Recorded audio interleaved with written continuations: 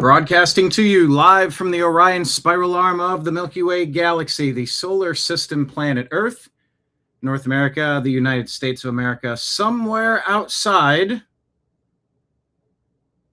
of the White House, where Karoline Leavitt will be leaving. My name is Brian Engelman. Today is Thursday, August 13, 2026. And this right here, the thing that you are watching, it's called the TNAM Daily Show here on the New American Media, TNAM, because the news always matters, TNAM. There you go. On today's program, Karoline left us. Karoline, leave us, says Kenneth. Karoline, leave us. Karoline left us. Karoline, leave it. Where does she rank in press secretaries? Above or below Peppermint Patty? Above or below Sideshow Bob? Above or below? Well, look. All right, I have thoughts, and I'll tell you them on the other side of the intro. Plus, widespread voter fraud claims have rocked the 2026 primaries. Isn't it time for the Save America Act? I think that might be accurate. But we'll uncover these stories and more on today's episode. So hit the thumbs up button, hit like, hit subscribe, share the show with a friend, and buckle up buttercups. The TNAM Daily Show starts now.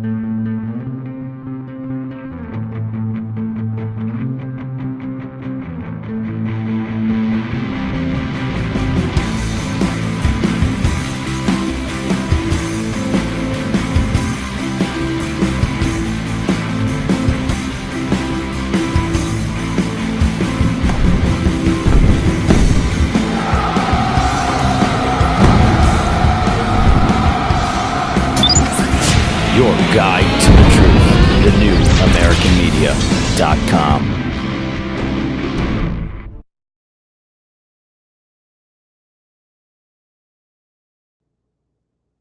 Well, thank you all for being here. Once again, Facebook is having a hard time connecting, and Restream has removed the number of channels that we can stream through. Every day we open up our... Oh, nope. Facebook is still not working. Not sure why. Hitting refresh doesn't seem to make a difference. Sending data, it says. Unable to connect. Okay. Why is that? So we're not on Kick right now. Here, let's try to go on this Facebook.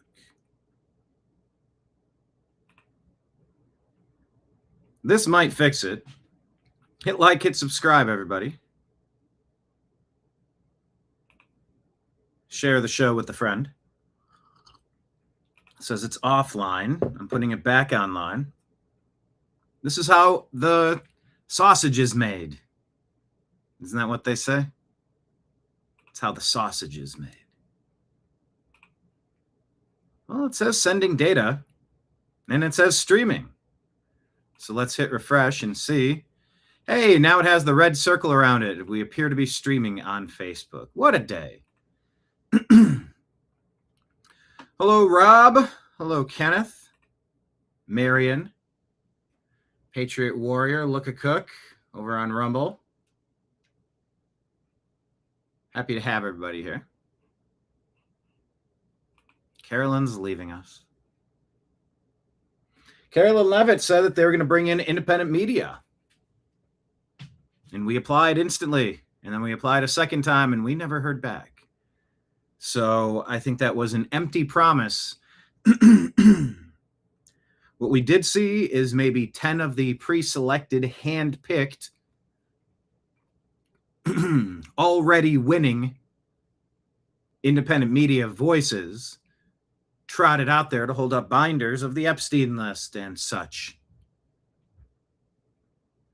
I'm sorry, when you're bringing in Benny Johnson, you're not really bringing in fresh voices.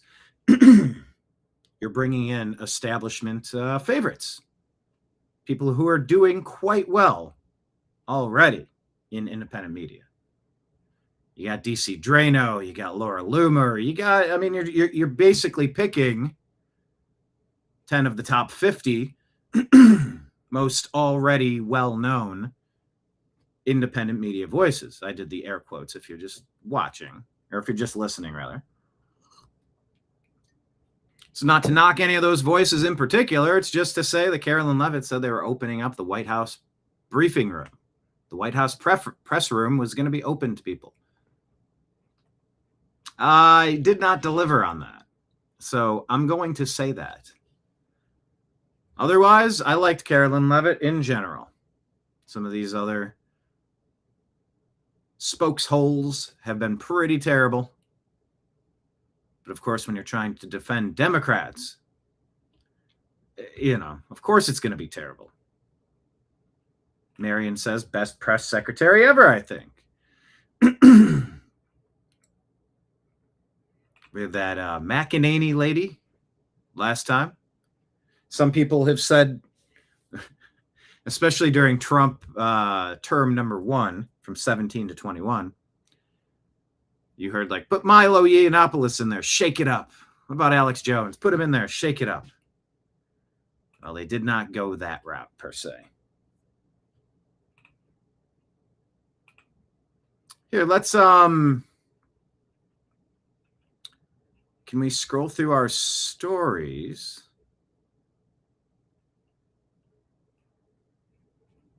I guess there won't be any stories on that page, so let's go to our X account. Follow us at American_media_ on X. And by the way, we are almost halfway through the month of August. Let me put this up on the screen here at the bottom. Independent media relies upon viewers like you. So please consider going to Patreon or Rumble or YouTube and becoming a monthly subscriber. You can also drop Rumble rant tips or super chat tips. Throw some silver coins into the tip jar behind me there. Venmo and Cash App is at Brian Engelman, spelled at the bottom of the screen. And PayPal will be fuzzinstallment at Yahoo. With merch, we're running a special. If you want all 4 of these, shoot a Venmo of $100 over, and we'll give you all 4 of these. Individually, mugs are $40. Sets of 4 Ohio-made wooden coasters, either in circle shape or Ohio shape. $30 a piece or 2 for $50. And the pin, the Unhappy Hour Sports Show pin, $25. So if you want some merch, shoot a Venmo, and we will get that out in the mail to you immediately, as soon as possible, usually by the next day. So, what's on your mind? What is on your mind? Patriot Warrior said, get ready. There might be a Rumble raid on today's program. All right. Check out Stinchfield, would ya? Grant Stinchfield. All right. I got my eyes peeled for that, Patriot Warrior. Thanks for the energy. And please consider sharing this show. Hit the share button, as well as thumbs up, of course. Share the show with some friends. Invite them into the party. All right, let's go through some of the stories. Of course, our Patreon link. Just click the top pinned post here on X, where I'm waving in a black shirt. I don't know if this is the same shirt. I'm wearing a jacket in that video, but that's an easy way to jump there. And of course, we do stream live on X. So make sure you're following us in all of the platforms. All right, Gateway Pundit reporting Operation Round River has been exposed. FBI had 14 informants on the Biden crime family corruption, but then they ran secret counter-op to bury evidence. Did you hear about that one? That feels somewhat important. Does it not?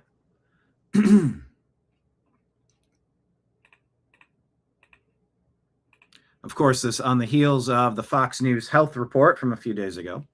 Former President Joe Biden's prostate cancer has spread further since his diagnosis, his son Hunter Biden revealed in a BBC interview on Friday.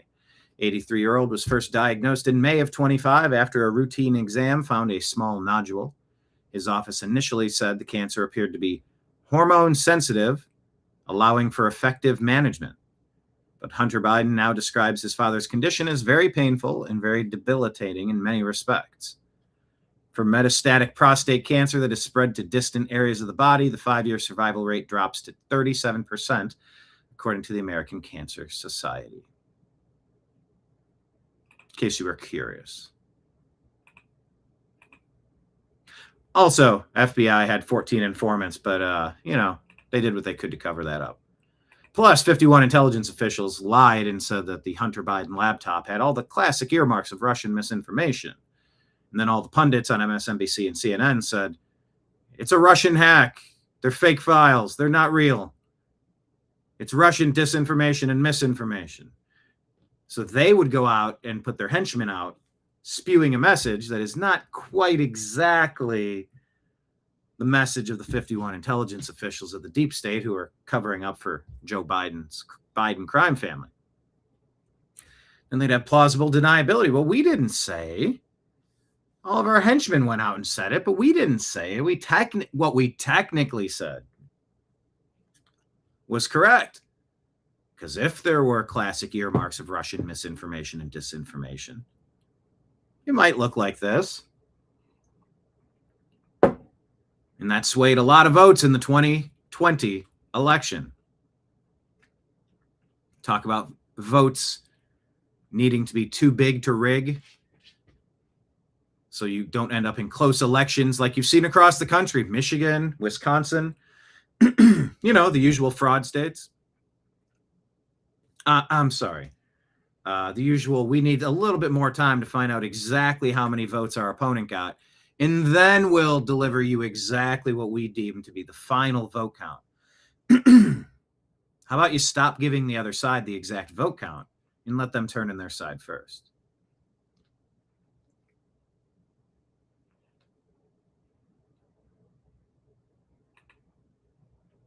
Biden's sick. Do I care? No, I can't, sir. No, it was cancer, not can't, sir.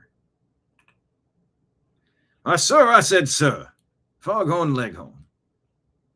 Check out yesterday's program. Only 10 of 212 House Democrats signed capitalist pledge. Communism is on the 2026 midterm ballot, everybody. That was yesterday's program in the evening. Thank you for joining us. 6 p.m. special time yesterday. All right, well, let's get into this. What's going on with the voter fraud and crimes? I didn't press play. With the voter fraud in Michigan. This is Emerald Robinson on Lindell TV.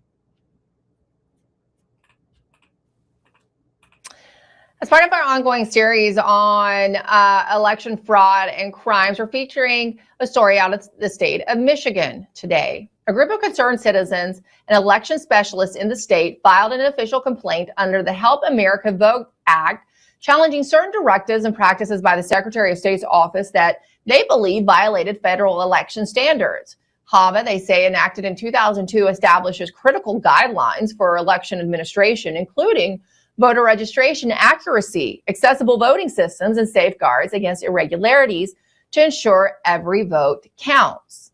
Since the 2020 stolen elections, we hear the absolute truth has shown how easy it is to manipulate elections, especially in the state of Michigan. Michigan, Arizona, Pennsylvania, Georgia, the same states that pulled their shenanigans in 2020, allegedly. A recent expose by James O'Keefe, who we hear is working on another big one related to Minnesota, so stay tuned. But it is about Michigan. He highlighted how easy it is for criminals and illegal immigrants to vote in elections in that state. Here's a recent interview It's supposed to not be even possible, let alone easy to vote. I did with a Michigan election official who talked about how her bosses try to get her to delete election data. Watch. What immediately flagged me is I was told to delete election records. It was the election. So this part, election fraud whistleblower told to delete the election. Hold on, let me rewind it just a second here, because this is kind of the crux. Election data. Watch. What immediately flagged me is I was told to delete election records. It was the electronic poll book on a little USB stick. And it did not make sense to me that a $5 piece of equipment would ever be justified in deleting election records. So I just kept a copy, moved on, ran that election. And as a result, after that, one of the first things, though, I questioned was the tabulator testing. And just as a little bit more of a mathematical person sort of type of thing, it wasn't enough ballots to test the tabulator for a one question ballot. No, I'm sorry, it was 2 question for that. And I raised concern with the county clerk. And I should clarify, I actually was a township clerk.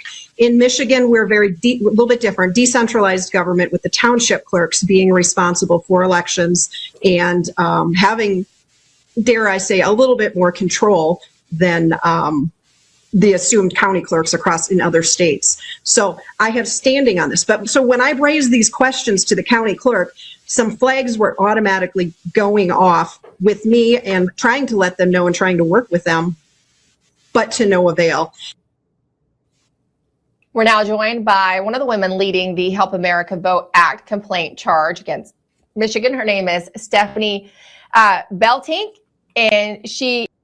Anyway, it's a full report on it. It's very interesting. Latest round in Wisconsin seemed to kind of take that Hong lady out. So is the establishment Bernie Sandersing people? They kneecapping them, taking them out. Bobby Kennedying people, basically kicking you out of the party. Persona non grata, you ain't welcome here.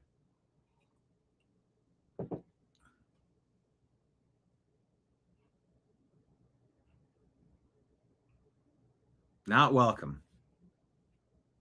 Anointing Kamala.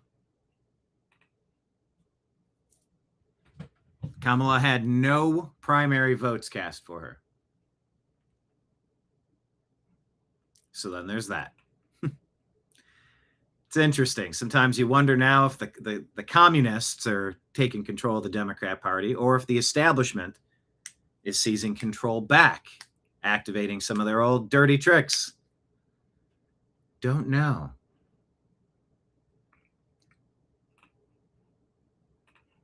Anyway, take a look. All right. So Kevin Kijewski says, pick a crime. That's the choice that Michigan Secretary of State Jocelyn Benson handed my client, a township clerk. A new state rule Benson made orders my client to delete the electronic poll book records of the August 4th primary within 7 days of certification. What's the problem?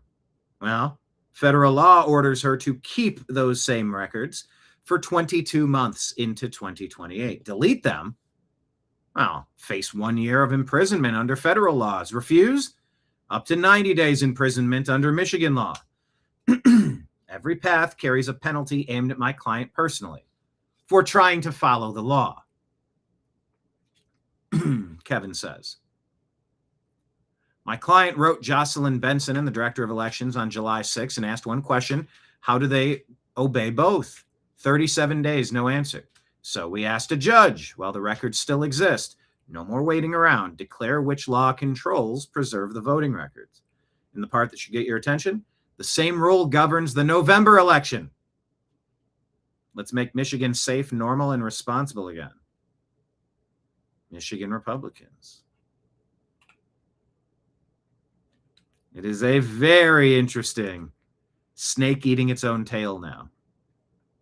Now the Democrats are forced to admit some voter irregularities. Wisconsin, there were 5 USB sticks that we didn't run the numbers. We got numbers, but they weren't the numbers. So we're gonna run the sticks of 5 sticks. We're going to run the new numbers and we'll see what happens. Okay.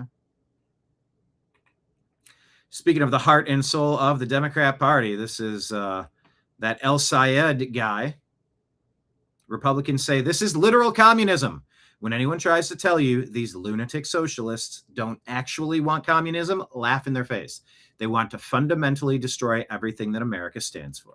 Are you in favor of public ownership models like the one Bernie introduced? So I want to actually take it a step further. Okay. A step further. I agree that we need public ownership, but I also agree that we need some system of public control. Yeah. Like, what is the point of democracy if it's not to protect us from existential risk? Are you? Literal communism, say the Republicans.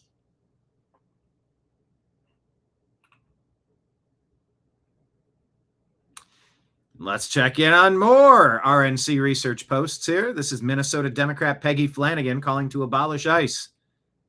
So if you abolish ICE, how does that work? Practically, how does that work? Peggy Flanagan, Democrat, Minnesota candidate. Does this person seem to have what it takes to lead a state? How would it work practically for like a criminal in your state who's here illegally? How would that work practically? Would you? So there's a criminal in your state, an illegal alien, and you're in charge and you abolish ICE. What does that mean? So here's that long eye pause while she has to figure out what she's going to spew. Here you go. You think would that person be arrested and deported, and what agency would do it? I'm just wondering how that would work. One of the more fair questions I've seen somebody ask on CNN in a while. We need violent criminals to be held to account, and you don't need to add the qualifier violent. We need criminals, non-citizens that broke into this movie theater. They didn't buy a ticket. They're sitting in the seat, making a mess, costing money. It's not just violent criminals. I love how she wanted to add that little qualifier there. Violent criminals to be held. No. Just criminals, lady. We need violent criminals to be held. And by the way, she's shaking her head no when she says that, if you notice. How that would work. Right here, watch. We need. Left and right. We need violent criminals to be, and she's shaking her head no. Just little things to watch. Just wondering how that would work. We need violent criminals to be held to account, and we need an immigration system. Donald Trump's ICE is completely broken, and it is not the answer. Looking down and away. No idea how to answer this very basic question. You're trying to remove something very necessary, and you don't have it figured out what you want to replace it with? And again, I would just say, while the national media may have moved on, we are still recovering from Operation Metro Surge here. And, you know, what does that mean? You're still recovering? Recovering? Your party caused this. You did this to you. You can't act surprised when someone's cleaning up your Democrat mess. The fear, the chaos. Buzzword, fear, chaos, buzzword. Legal citizens of America have no fear of ICE. If there are some cases where an American citizen is wrongfully detained, those minuscule numbers of cases are adjudicated. Well, what if that happened to you? What if you got swept up? I show them my ID. And if I feel so inclined, if I was treated poorly or manhandled or abused, then maybe I would seek legal representation. Well, it's chaos. We're still recovering. No legal citizen is recovering. It's outrageous. And I think the cruelty is the point. I think the cruelty is the point. No, the law is the point. Your Democrats opened the gates and said, everybody come running into the nightclub. Well, we didn't check IDs at the front door. Ugly lights turn on and whoop, found you. Everybody out the side doors. Everyone has to come back through. They're getting a different wristband. We're scanning everybody again. If you have the old green wristband, you don't have to pay cover charge again. Everybody's getting carded because somebody left the door open at the back. And we got too many people running around, causing problems and stealing from the club, making it unsafe. Democrats make America unsafe. So there's that. Let's check in. How's California doing? Another place where Democrat policies are on full display. Well, California judge releases an illegal alien on his own recognizance. Why don't you hold this person and escort them out of the country, California? But no, let's release him on his own recognizance on Wednesday. Well, one day later, 68-year-old Todd Stewart, a retiree who lived on his quiet Martinez Street for 40 years, had his life taken from him, allegedly during a botched burglary. Marcos Iriarte-Valdez was already facing burglary charges from something prior for breaking into occupied homes, multiple occupied homes. These are the worst people for your neighborhood. You got meth junkies, meth zombies. You got illegal aliens breaking into the private homes of residents. He was arrested Tuesday for violating home detention conditions, then released the very next day. DHS says it now placed an immigration detainer on him and is demanding Governor Gavin Newsom hand him over. Iriarte-Valdez is from Venezuela. They're not sending their best and their brightest. He was legally admitted during the Bush administration, so you can't pin this on Biden. Look at that. But since he was admitted by the Bush administration, he's been classified as an illegal alien. He's now charged with spousal corporal injury, 3 counts of burglary, receiving stolen property, trespassing, violating a protective order. He's being held without bail. Why did you let him go in the first place?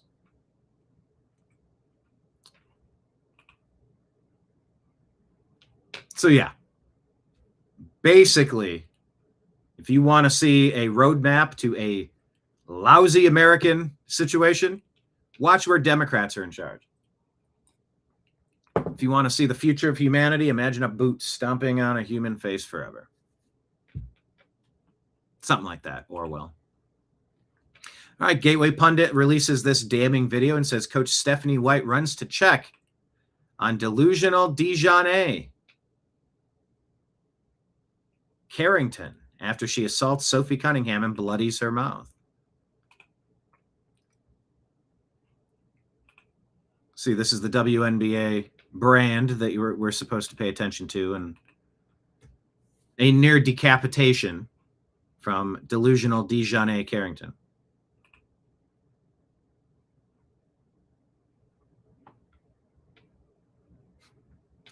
Fever coach Stephanie White defends Dejanay Carrington's assault on Sophie Cunningham. One of the things about Nay is that she's going to play her butt off, man. She's going to compete. Nobody's going to go walking in for a layup.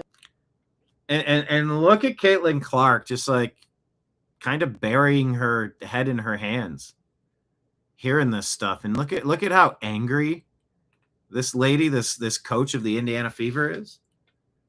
WNBA seemingly having a hard time with Sophie Cunningham's remarks on this team that women should play in the Women's National Basketball Association. Imagine if your chromosomes include a Y in sports, you must compete with guys. That's all.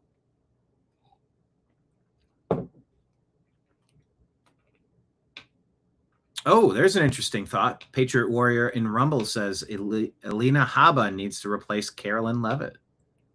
Or Sophie Cunningham, so she can point at reporters when they ask a stupid question. That's funny. But look at the body language. She's got her arms crossed.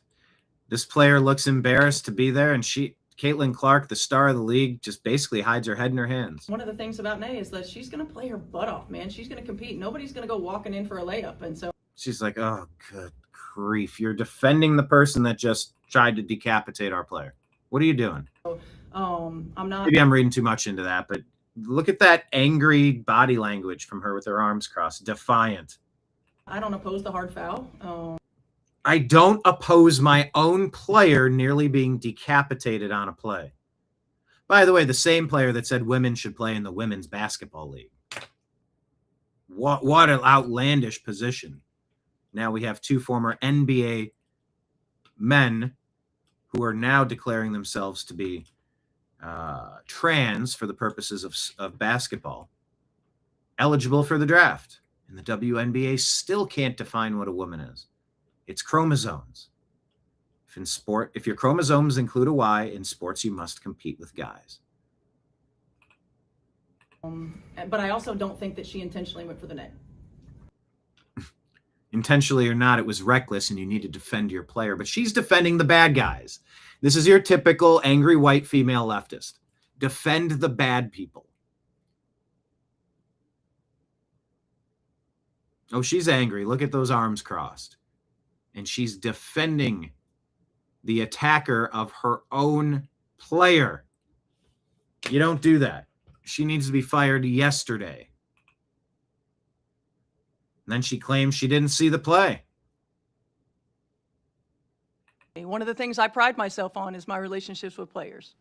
Oh, do you, Stephanie White, coach of the Indiana Fever? For those who have anything And there's the arrow. She's right there watching. to say about the play in the last game, I didn't see the play in real time. I went straight. I didn't see the play in real time. She's staring right at her own player having her head ripped off by delusional Dijonais. To a press conference. I thought the play got called right. Thankfully, Sophie's. You thought the play got called right. I mean, the lady was ejected. And then she went in the locker room and tweeted out white privilege. So not only is this an attack because Sophie Cunningham says women should play in the women's basketball league, the attacker hates white people in a racist rant. White privilege, she tweeted. I'm telling you, this is culturally relevant. This is a big deal. Okay. Was it egregious? Absolutely. She's staring right at the play, lying that she didn't watch the play in real time. When you have a chance to watch that over and over and over on replay, you can see that. No. It took one watch to say this isn't Bill Laimbeer cheap shots from the Detroit Pistons of the 1980s. This is not allowed in MMA. This isn't allowed in, I don't think this is even allowed in wrestling. Yeah, you could say it's egregious, but you're able to tell that with one viewing and you're watching it happen in real time, live. It's not an outlandish position to say that this attack was above and beyond a normal basketball play. I didn't have that in real time. She didn't have that in real time. Liar. And once again, she's got her arms crossed in defiance. An angry white female leftist, not defending her own player who got attacked. Were there any I take personally any suggestions that I don't 100% always have my players back. I ride with them 10 toes down all the time. What does that mean, 10 toes down? You're clearly not riding with her. You'd be bashing the opponent for raking across the face. And, you know, when your head is snapped back like that, you're not landing normal. This could have been a potential career-ending attack on the lady who said ladies should play in the lady basketball league. All the time. They know. Except this time, lady. Know that. Yeah, I don't think they do know that because they're not feeling that. It's a shame that we can't have an opportunity to talk about what great basketball they're playing. Because maybe if you defended them, that's what we would talk about. They are f***ing playing. The reality is, with me, I will always lead with love. Derp. I will always lead with grace. You seem very angry to say I'm leading with love. I will always lead with humility, and I will always lead with integrity. Humility, integrity, and love. Doesn't mean I'll always get it right. I'm also human. The hate, the fear-mongering, the divisiveness, the stuff that's... Hate? What do you define hate? Like when the opposing teams hate your player for saying women should play in the women's league and they're nearly decapitated? That's hateful. You're supposed to defend and be against hate, but you're defending the bad guy here. Always picking the bad guys and defending the violent idiots. Trying to hijack our league will not win. Derp, derp, derp. It will not win. Will not win. No, see, you're not voraciously defending your players and calling for a much deeper suspension of the player that tried to decapitate your player. So it's still open season on your team because you're not defending them strongly enough.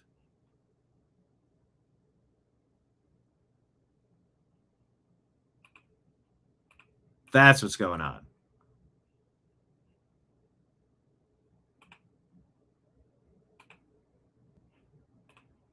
All right. And then she storms out of there. There was more to that, but she storms out. I don't know why she hasn't been fired yet. We'll see. We shall see. Oh, absolutely, Dina. She could have hurt her spine, landed wrong on her ankle. Bogus. Uh-huh. Exactly. But it's open season if you say women should play in the women's league for some reason.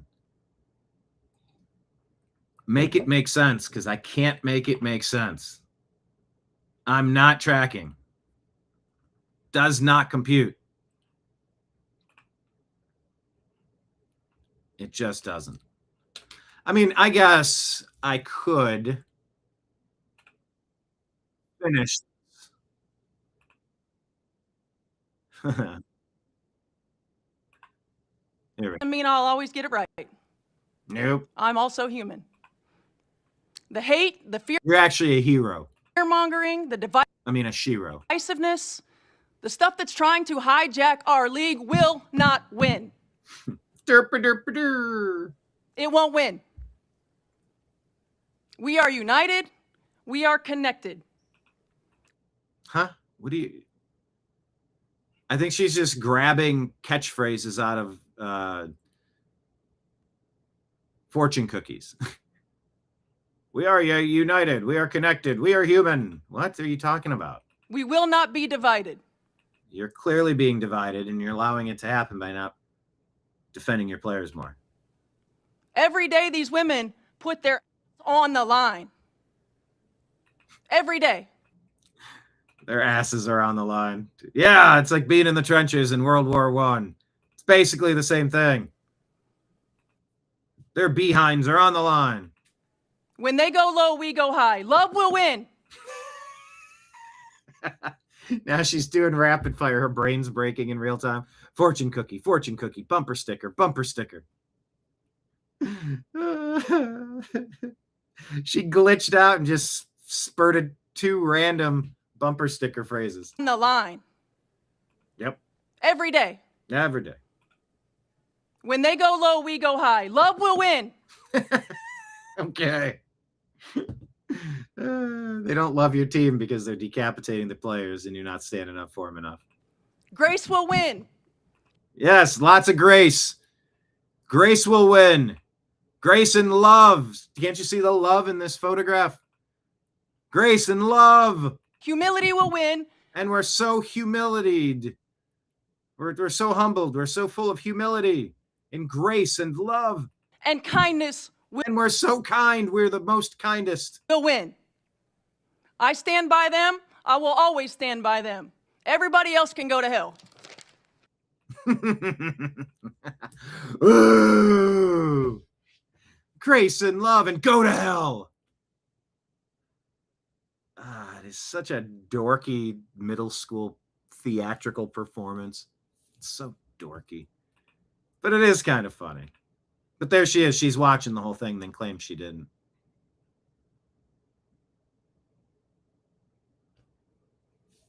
Brick Center says Fever coach Stephanie White walks right past her own player, Sophie Cunningham, to check on delusional Dejanay Carrington after the hard foul, is the claim.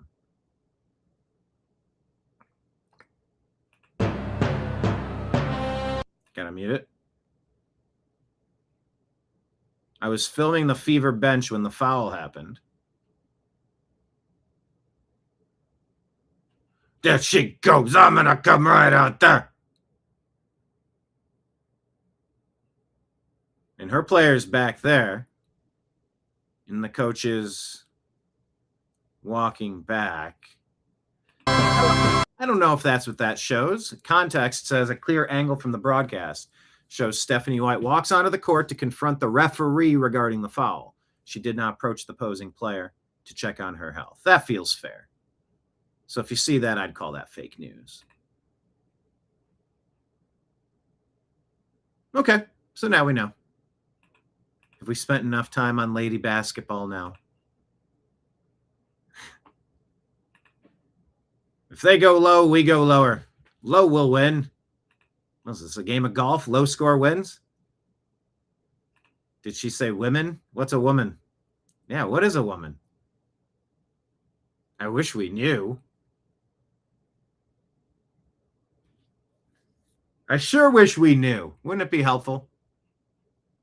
But yeah, I'm going to call fake news on that based on on the video. But I still think that coach is worthless defender of her players, and she needs to be replaced immediately. Two things can be accurate at once. I think so. All right. Oh, we got lots of stories here. Let's hit refresh. Make sure you're following us on X at American_media_. Get a sneak preview of the stories we're going to talk about. Yeah. Breitbart. Sophie Cunningham's coach claims she didn't see the flagrant foul. Video shows otherwise. Well, I saw a photo that shows otherwise. There she is. I didn't see the play. Yeah, right. It is a lousy coach doing damage control. I'm telling you, this is culturally significant. We're living in a society where Charlie Kirk gets taken out for talking, a peaceful man. You could disagree with the things he has to say. It doesn't mean you're allowed to get violent. So what? Delusional Dejanay didn't like what Sophie Cunningham had to say, so she tries to take her head clean off her body. Yeah, that's not just a one-game ejection. That needs to be a multi-game suspension. You either protect your players or you let your players get injured. It's at the point where people are calling on Caitlin Clark and Sophie Cunningham to leave that trash league, join like Ice Cube's 3-on-3 league, or start their own thing. They could sell tickets. Who needs who more? Do they need the WNBA or does the WNBA need them? Yeah, you're right, Dina. Let's ask SCOTUS Jackson. I'm sorry, Miss Jackson. Who? What is a woman? Never meant to answer a question. Yeah, a very straightforward question. I'm not a biologist. Is anybody here a marine biologist? Is that a Titleist? Looks like it was a hole-in-one. Marion, she makes me want to throw out my Dijon mustard. Hey, Dijon. Don't sleep on Dijon. Underrated condiment. All right. So Karoline Leavitt is leaving. MAGA Voice says, we will miss you, Karoline Leavitt. So what is the timeline of Karoline Leavitt leaving? saw people talking about it yesterday. It's sort of all over the place today. Is she gone now, or did she leave? Is she putting 2 weeks in? So she is departing her role at the end of August 2026, as announced yesterday.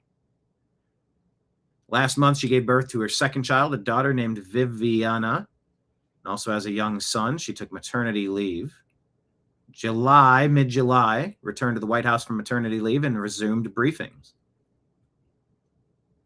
So she's going to spend more time with her young children and family, a decision he said he understood and respected. Karoline Leavitt posted her own statement on X confirming the bittersweet decision, citing the challenges of balancing the demanding role with being the best mom to her 2 young children after returning from leave. You know, and that is, speaking of Charlie Kirk, that's a little bit of what that conversation's about. Do you believe? And by the way, what are your thoughts on this Andrew Wilson and Candace Owens debate? Is it true she was paid $300,000 to debate Andrew Wilson? When is that supposed to happen? Is that today?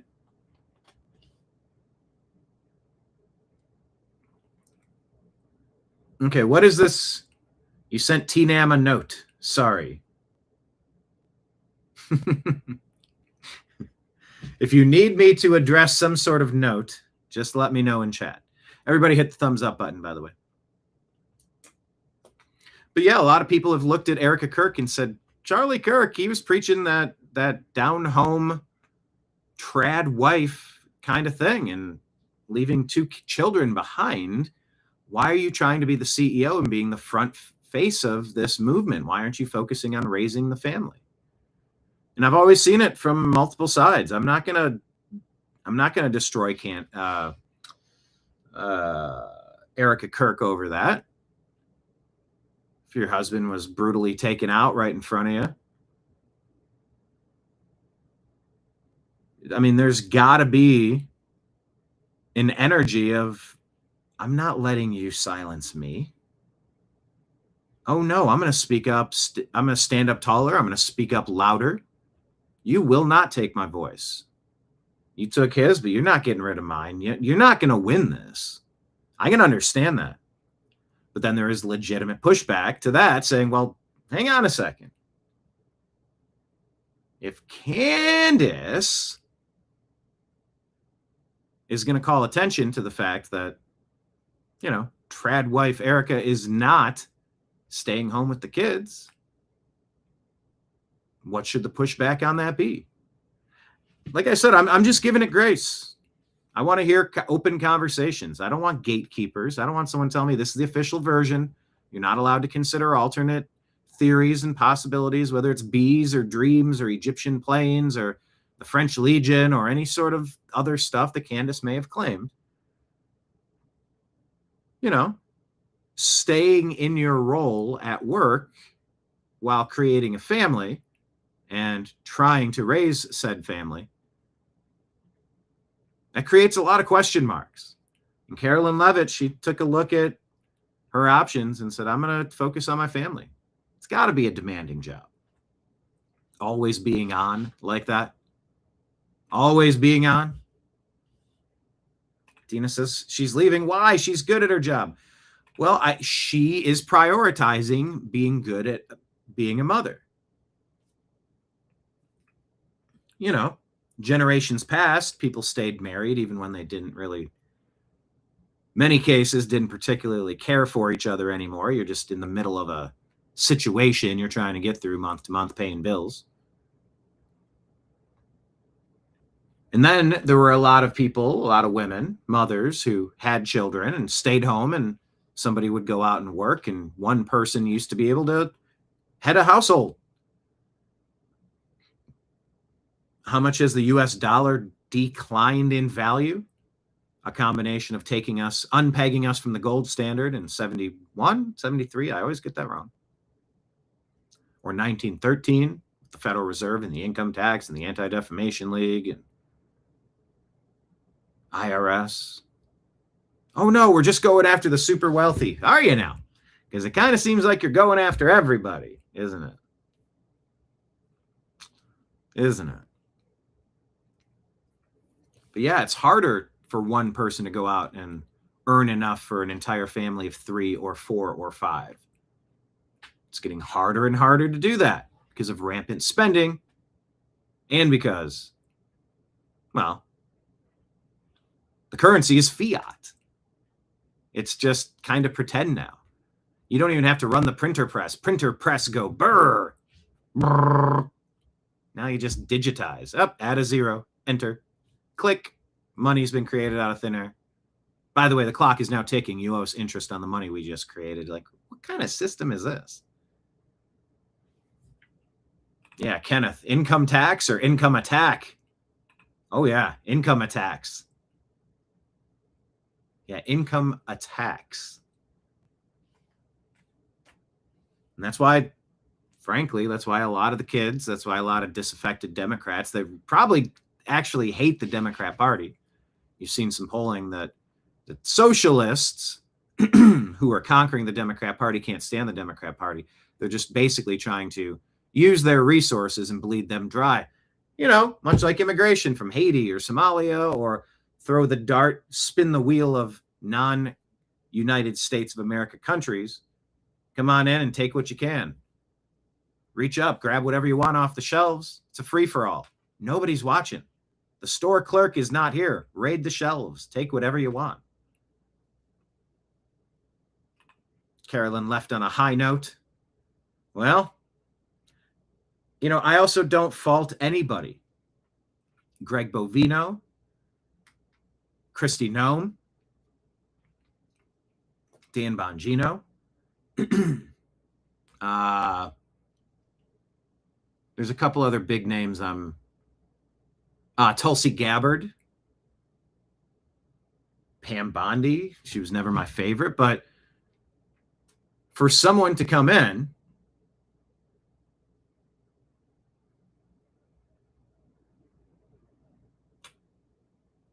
hang on, what is going on in chat? How do I make you a mod? We're trying to do a raid? What does that mean? I can mute user, I can pin a message, or I can delete a message. That's the option when I click. I don't know if there's any other way to make, I don't know how to make someone a mod. Am I a mod because I'm doing the show? Can I allow the raid to happen from my side for today? There's chatter of a raid to bring people over from a Rumble channel to another. So if we get a nice boost, that's where that'll be coming from. Speaking of nice boost, let me take this time to remind you, independent media appreciates you, the viewer. We want all of these bar seats open while we gather here for lunch. Dearly beloved, we're gathered here for lunch. Patreon, Rumble, and YouTube allow you to become a monthly subscriber. Set it and forget it. Please consider doing so. You can drop one-time Rumble rant tips or super chat tips in the tip jar behind me. You know, throw some silver coins back over there. Rumble rant tip. Just enter your information once, and then your account will be set up with it. So grab like some floor and decor, Home Depot, I don't know, Trader Joe's. Pick whatever rando side credit card you have. Get it linked up, and you can both subscribe and drop Rumble rant tips and super chat tips. Just connect it to YouTube and Rumble, and then you can hook your boy up, because I'm just here bartending, working off tips. If you're having a good time, you appreciate the content that we're covering, the insight, the jokes, the community, please consider supporting us. Yeah, you're right, Dino. We still need arrests. Amen. Dino liked Noem and Tulsi. Yeah, Noem sort of wore out her welcome, it seems, a little bit. Some people sort of turned on her and was like, all right, it was time for you to go. Talking about the isms, Kenneth says he's indifferent about so-so-ism. We're the MTV generation. We feel neither highs nor lows. Really? What's it like? Okay, Patriot Warrior on Rumble says, I'm already able to get raids. Oh, I typed howdy and sent that an hour ago, but I didn't hit enter. So there's my late howdy. I tried to say that an hour ago. So yeah, Karoline Leavitt is leaving. Very curious who's going to be taking that spot. But she promised independent media a chance to go into the White House, did not deliver, did not even respond to our multiple requests. The New American Media, who was credentialed by Secret Service in 2016 to attend the Republican convention in Cleveland, Ohio, mind you, didn't even receive a reply email. So that's a big fail, Karoline, on a personal level. Bert says, she won't be missed. Bert, who do you think? Bert's a newcomer. Bert, where are you watching from? Oh, okay, we just got rated. So let's ask you that question to Bert. He says, Karoline Leavitt won't be missed. What did you dislike about Karoline Leavitt? I told you mine. She comes out here, the Trump administration, it's open to all this alternative media. Just go ahead and apply on our website. Yeah, a competent team would definitely reach out to everybody who applied. And in a year and a half, would have absolutely cycled through, hey, do either of these weeks work? We'll see if we can get you one of these seats. And you rotate through them every week, every day. It's a spin the wheel, make it a random draw. So on that level, I'd say she failed. On what level would you say she won't be missed? And then here's a question for chat. Question of the day. How many, hello to everybody from the Stinchfield team. Thanks for jumping over here. Who would you like to replace Karoline Leavitt? I mean, like I said, Trump one term, I definitely thought the idea of someone like a Milo Yiannopoulos or an Alex Jones would have been wild at the press corps as the White House spokesperson. But in reality, who would be good at this? You know, I did sort of like what the Trump administration did. By the way, everybody, all the newcomers, hit the thumbs up button, hit like, hit subscribe, share the show with a friend. We're live Monday through Friday, every noon Eastern time. Sometimes we do evening shows, in which case we'll give you an advance heads up on that. But yeah, we've been making content here at the New American Media for 15 years. The news always matters. I don't know. I don't know who would be a good replacement for Karoline Leavitt. But I like what the Trump admin did when she was out on maternity leave. Okay, this week it's Marco Rubio. This week it'll be Scott Bessent. This week it'll be... That was kind of fun. Really basically turned it into a reality show. People auditioning for the role of White House spokesperson. So I'm curious to see where this goes, just from a communication standpoint. She was an articulate communicator. Corinne Jean, what was her name? Sideshow Bob. What did we? Corinne Jean Pierre in Peppermint Patty. Oh, they were bad. But like I said, they had to defend really indefensible stuff. That definitely makes it tough. What's up, everybody coming in on the raid? We see a little bit of a delay, but happy to have you here. Yeah, everybody go follow Grant Stinchfield Show. And everybody jumping in here for the first time, hit hello. Let's see, Gibberish saying, I would like Sean Spicer back if we get a permanent press secretary. That's okay. Sean Spicer. Now, wouldn't it be interesting to bring in some of the cast of Misfit Toys, like Lynn Wood or Sidney Powell or General Flynn? some real thorns in the ointment. That'd be pretty interesting. What's up, Joker Poker? Yeah, we got a raid. Cockroaches beware. Raid coming in. Everyone go follow Stinchfield. Check out his show. And subscribe over here. But yeah, Karoline Leavitt will be missed, I think. Bert says she won't be missed. What say you? All right. MAGA Voice shared this. President Trump just posted this video of Tom Homan discussing visa crackdown. Me now. Whoop, take a look at this one. We already played you that Democrat saying, we're just now getting over the chaos of removing people that broke into the country and don't have a legal ability to be here. Oh, the humanity. By the way, let's go after Sophie Cunningham, who said only women can be in women's sports. Okay. Wow. While we're at it, let's talk about the visa system for newcomer Americans. Border Czar Tom Homan joins me now. Tom, thanks for being with us here today. Talk to me about... This is the Will Kane show, by the way. This visa crackdown. Is this a start? Are there many more of, I believe, something like 3.6 million visa holders who are... 3.6 million visa holders. So at one point, they went through the process to arrive at the front door, announced, knock, say, hello, I wish to enter America for this purpose, for this length of time. Now eligible to have their visa revoked? Yeah, we're doing a complete review. This is just the beginning.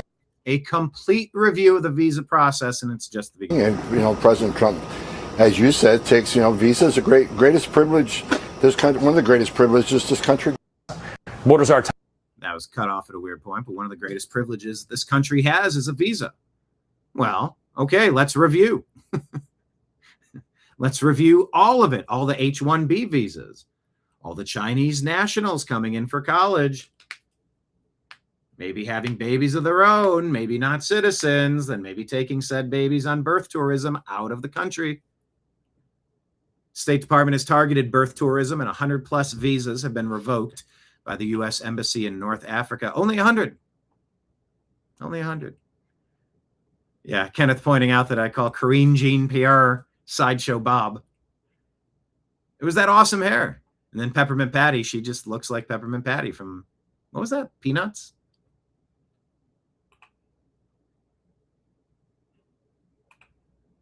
Yeah, people coming in on visas that do not maintain the active status. Well, I mean, you're sort of doing that to yourself. Visa holders, brought to you by Capital One. No, we're not talking credit cards. American Express, don't leave home without it. Papers, don't leave home without it. Papers. Papers, please. All right, Terry Sater says, here's a Sharia senator. Abdul El Sayed, you know him. He's the darling of the Democrat Party. Well, in 2009, he declares that he will follow Sharia in everything. Did you hear that one? Sandy says, Michigan Democrat Senate nominee Abdul El Sayed declared in a 2009 New York Times interview that he has a lifelong obligation to follow Sharia in everything he does until the day he dies. He said he does not want to stand before God and admit that he took the easy way instead of the Sharia compliant way. Now, this is what Sandy's saying, but it's not in quotation marks. So I want to watch the full video here. Now he's seeking a seat in the Senate, in the United States Senate, where every member must swear an oath to support and defend the Constitution. Well, is the Constitution compatible with Sharia or is it not? America needs candidates who will uphold the Constitution and our Judeo-Christian principles, not Sharia. So where's this video? Where's the... Heather shared this one. Oh, the guy has a longer name. Abdul Rahman Mohammed El Sayed, apparently. I have a sacred obligation. Now, this is in quotes. I have a sacred obligation to follow Sharia in every aspect of my life until I meet my maker. Keeps Muslim Brotherhood books on his bookshelf and takes a Sharia-compliant mortgage. Welcome to Jihad, Michigan. It's that classic meme from Star Wars. He asks, do you want to get stoned? She goes, on weed, right? On weed, right? All right, I want to watch the actual video. Do we have the actual video? That's what I want to see. Link in the comments section, Gateway Pundit. Let's go to it. I want to see the actual video and see if any of this is being misrepresented. Are they going to put the story out without the original source video? I don't necessarily dispute the validity, but it would be helpful if I had the actual video. It's in quotation marks, but I don't have the actual video. So I would put a question mark in this. I don't know. Andrew Kerr, North Carolina, Jessica Schwalb. I don't know who these people are, and I don't know if I can. But they are saying it's a New York Times report. Washington Free Beacon reporting it. Okay. Once declared his sacred obligation to follow Sharia in every aspect of his life. It's your Democrat Party. What say you? How do you feel about this new direction of these Democrats? Neo Berg here says Sharia mandates the D penalty for leaving the Islamic religion. Oh. Abdul El-Sayed and his allies are outraged at the concept of banning Sharia in the U.S. Put two and two together, she says. Okay. Are we thrilled with the new direction of this Democrat Party, the modern Democrat Party?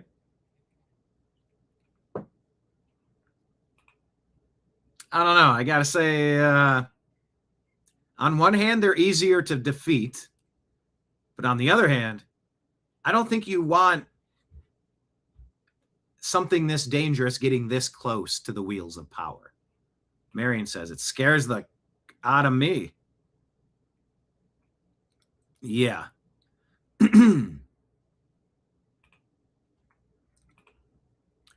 Benjamin says, more useless fear-mongering. Keep trying. Benjamin's new here. Maybe he came over in the raid. Benjamin Davis, as we like to ask all of our regulars here in the bar, when you leave your comments, because I will get to them sometimes minutes after the point that we are making and the point that you're responding to, could you please elaborate and try to speak in complete sentences in the chat? Because when I go back, I'm not entirely certain when you say, oh, here we go, more useless fear-mongering, laughing, keep trying. I don't know who you're saying is fear-mongering in a worthless way and that they should keep trying. But I'm curious. You left the comment. It's an open conversation. So there's that. Gibberish says the Democrats thought they could leash the beasts of communism and Islam. Yeah, it's socialism, communism, Islamism, globalism, Marxism, Leninism. It's all the isms. Set them up on the shelf. They're just anti-capitalism. Capitalism, you have the ability to kind of determine your future. You get to chart the course of your life. They, the control apparatus, despises freedom. They, who all have differing ideas, it's not a monolith other than they don't want capitalism allowing upward mobility for us peasants. See, they want to be part of the ruling class, and in order to do so, they need to destroy the ruling class that is here. They are destroyers. Capitalism are creators. But yeah, trying to leash the beasts of the isms. Now the beast is turned and eating their American values completely away, says Gibberish. It's a great comment over there in Rumble. Everyone hit thumbs up and subscribe to the channel on Rumble. Thank you for being here. By the way, everybody, for a programming note, if you are showing up today, stay tuned. We are planning on season 3 of Strictly Football here on the New American Media. Coming up this season. I do run a sports show called The Unhappy Hour. By the way, I'll just let everybody know one more time on the merch. If you want some merch, shoot a Venmo with your address over and we'll send it to you. We got the 4-pack combo, $100 donation, shipping included. We'll get you 8 wooden Ohio-made The Unhappy Hour Sports Show coasters, The Unhappy Hour Sports Show pin, and the New American Media mug. But yeah, programming note. Stay tuned for some football content. Football starts this weekend.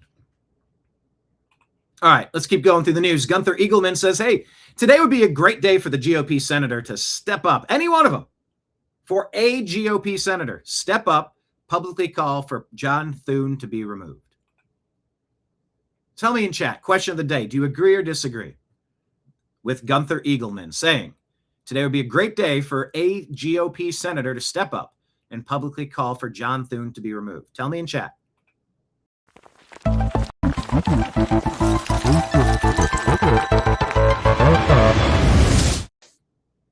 I agree. I don't understand what purpose John Thune is serving at all. Rick Scott from Florida, U.S. Senator, says, I will not stop fighting until we secure our elections and pass the Save America Act. Sherry says, John Thune has abandoned the country, the agenda, and every voter who put Republicans in power. He fought harder for that recess than he ever fought for the MAGA agenda. Thune abandoned the country. Time to replace him. I concur. Sherry saying that Thune's failure to pass the Save America Act has now brought South Dakota the opportunity to replace him with powerhouse Kristi Noem. John Thune's term is up in 2028. I don't know if she would be the perfect replacement over there. But at some point you say, I'll take anything. I'll try anything if it's different. And that's how you get the socialists conquering the Democrats, because they're so sick of the status quo. Dina says that John Thune needs psychiatric care. Question of the day, Marion. Yes, it is time for Thune to go. Kenneth, remove Thune soon.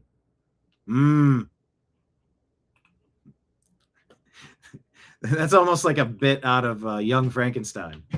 Remove Thune soon. You made the yummy noise. Okay, Press Secretary Karoline Leavitt posted that Biden-era directive for diplomats to peddle DEI on foreign governments has now been scrapped by the State Department. That sounds like a good thing. President Trump's State Department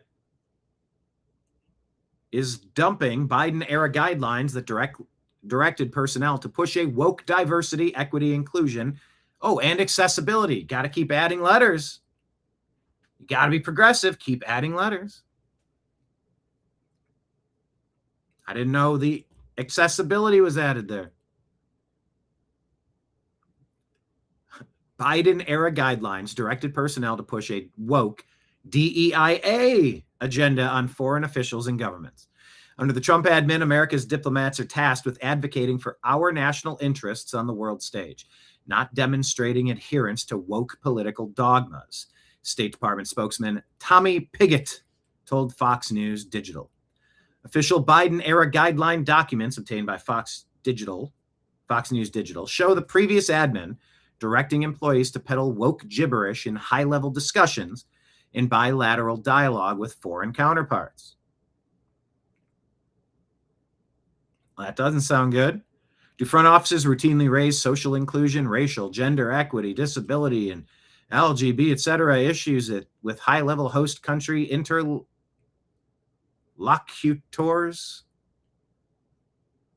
It's not interloper, interlocutors, especially in countries where these issues are problematic? And are these issues included in bilateral dialogues whenever appropriate, the document asks? Well, previous State Department considered how well personnel and staff had adopted the DEI policies in official reviews and considerations when it came to promoting somebody. Dance for me, dance. All right, what is this? Joker Poker saying, hi, everyone, something weird going on in chat. Well, we got a fun day. We had some of the Stinchfield people jump over in a Rumble raid. Thank you for coming over. Hit the thumbs up button. Subscribe to the channel. Hit notifications. And please consider finding the New American Media on Patreon, Rumble, or YouTube. But you're saying something's weird with chat. You can't see anyone's chat until Brian moved in. Really? Anybody else? Okay, Marion says had problems seeing chat earlier, so I rebooted my stream. All good now. Okay.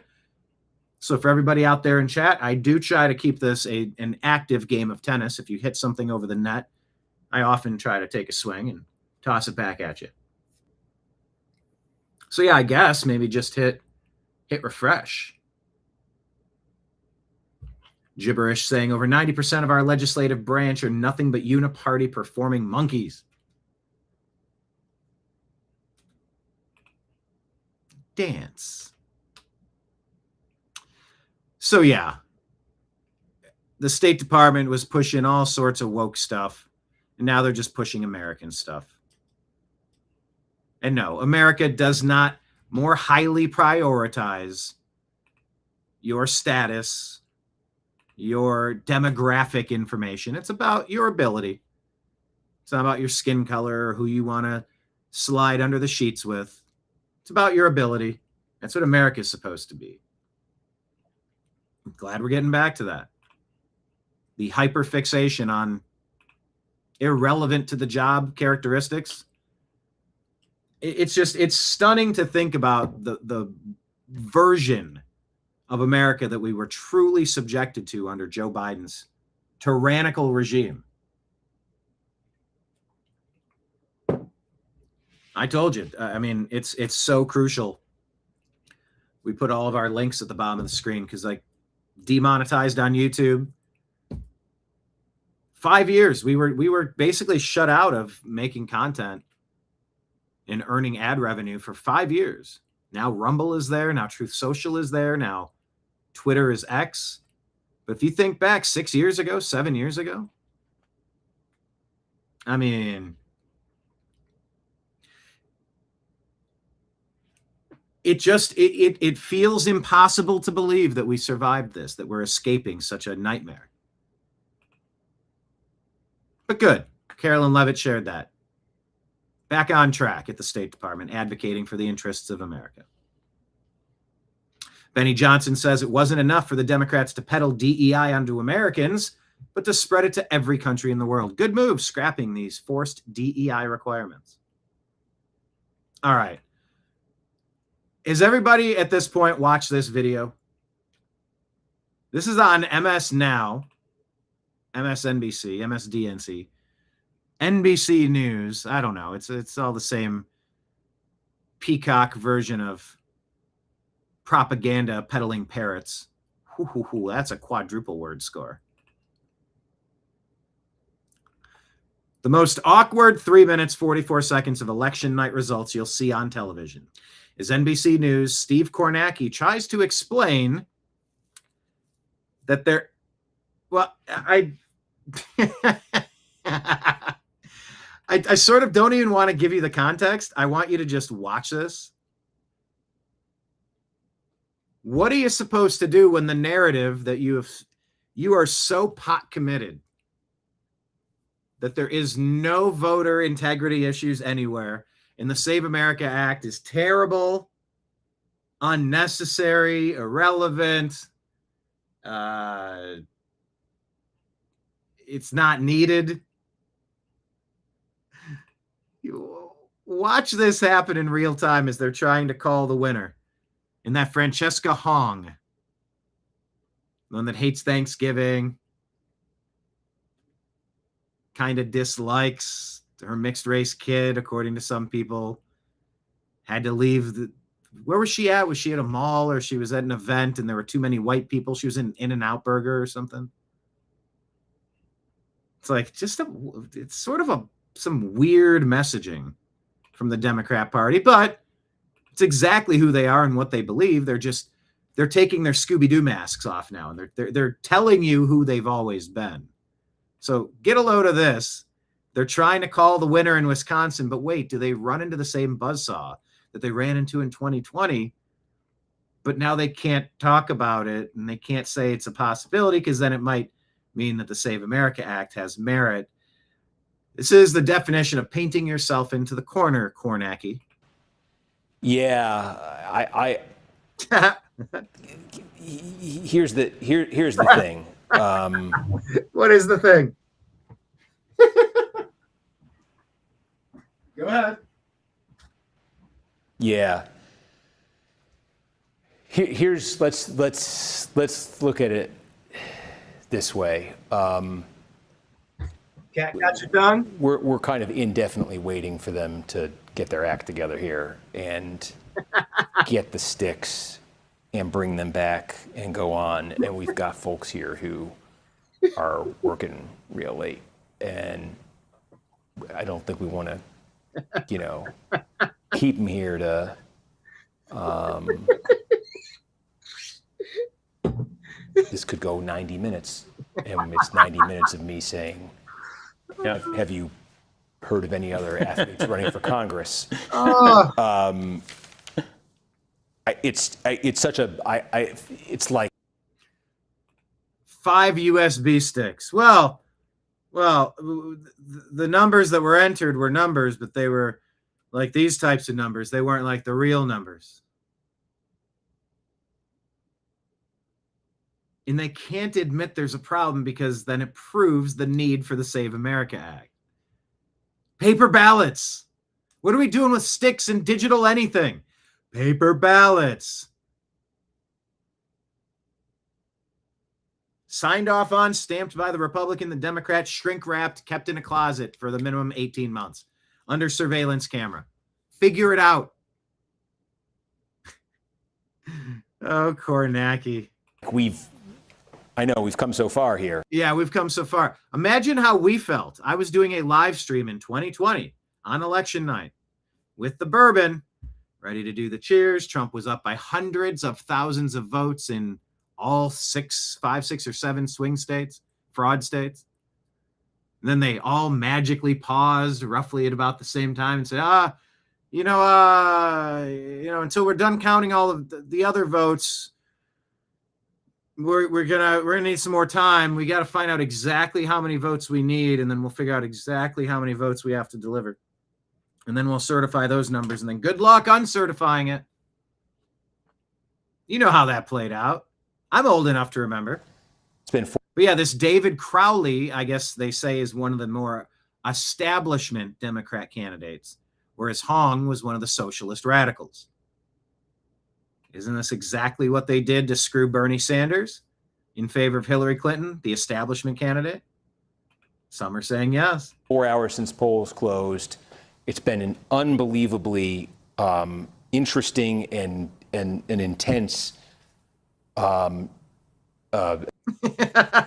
Cat's got his tongue, Cornette. Night here, and it really is coming down to this one giant, update in Milwaukee. But man,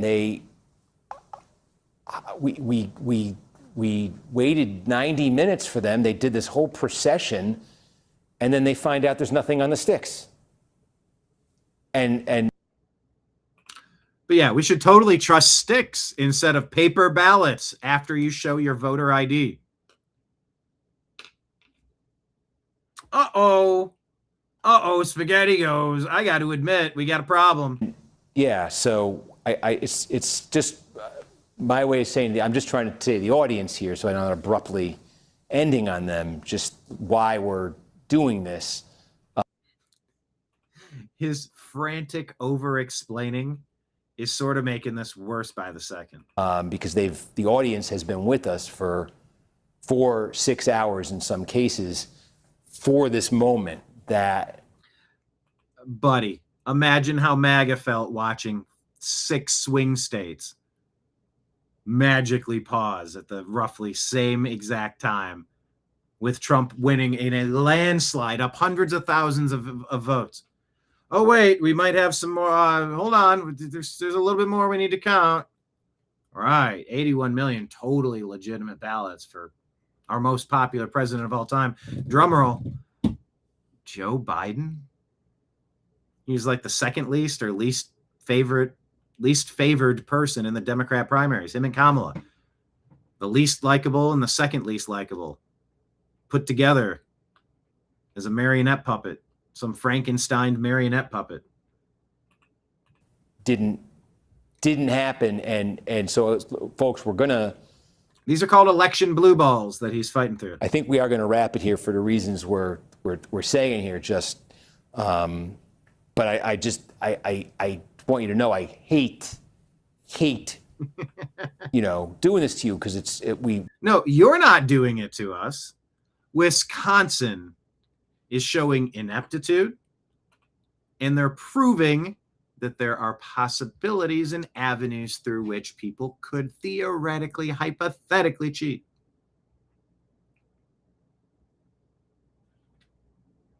It's insane. Gibberish says, if you wrote a movie about all this and have an audience believe it could happen. Yeah. Yeah. It would almost be hard. I lived through it, and I still can't believe we lived through it. That's maybe the easiest way to describe it. We the whole Biden regime. You've been I know you're here for results, and we've come to the point where it's like one thing away. I hope you understand that we understand. We watched you do it to Trump. Just, we got to let everyone here has got to, has been here for a long time. And dude, his stuttering and stammering and over-explaining this just gets worse by the second. Just say, hey, we thought we were able to call it today. They told us of a glitch. We have no immediate timetable. We'll break in as soon as we get an update. But for now, we're calling our coverage for tonight. Wisconsin couldn't deliver us results on election night. Shame on them. I'm just trying to. But he can't say shame on them because then it makes President Trump's point about the need for the Save America Act. He's between a rock and a hard place here. Look at that goofy perma smile. He doesn't know what to say. They're in his ear talking to him. Okay. Oh, I need. Okay. Good point, Patriot Warrior. Biden had a hard time filling 8 circles worth of people when he was out on the campaign tour, campaigning from his basement, mind you. So this is okay. So folks, here's what's happening. I'm doing this is sort of a cut-in thing. I have to. They're gonna let me set this so it's. Can you? Sorry. Yeah. Producing the producer, Melissa. Do we want to do Wisconsin results in these updates, or how do we want to parse these out? There is no update. Oh, this is so painful to watch. Okay. They can't admit the voter fraud because it totally tanks their entire narrative. They're so pot committed. Okay. That's why you're not supposed to get hung up on I'm rooting for this or this is my team. It's just calling balls and strikes. Wisconsin was at the center of the shenanigans. North Carolina, Pennsylvania, Arizona, Michigan, the fraud states, the swing states. We went through this 6 years ago. Okay, so just a totally simple accident, right? Nothing to see here. Nothing was fundamentally altered. The outcome wasn't changed, right? How would you know? You know how you know? Paper ballots. You can unseal them and recount them. You can run an official audit on them. Sticks, 5 sticks, USB sticks. Who the hell knows?